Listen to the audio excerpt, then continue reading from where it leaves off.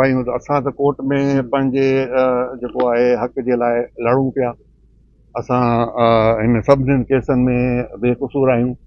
असांखे हथ सां हिननि केसनि में जेको आहे सो फसायो वञे पियो।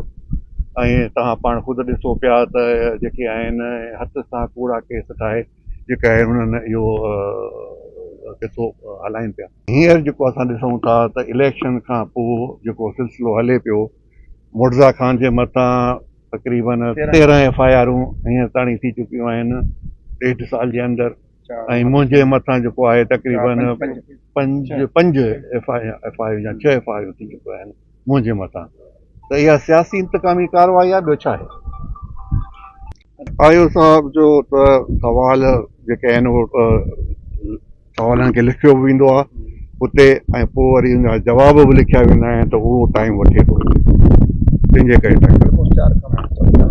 ॼाण थो त GDA जी क़यादत हिन इशू ते पंहिंजा बयान ॾिना आहिनि ऐं जेको आहे हुन पंहिंजो जेको आहे मौक़िफ़ पेश करे चुकी आहे।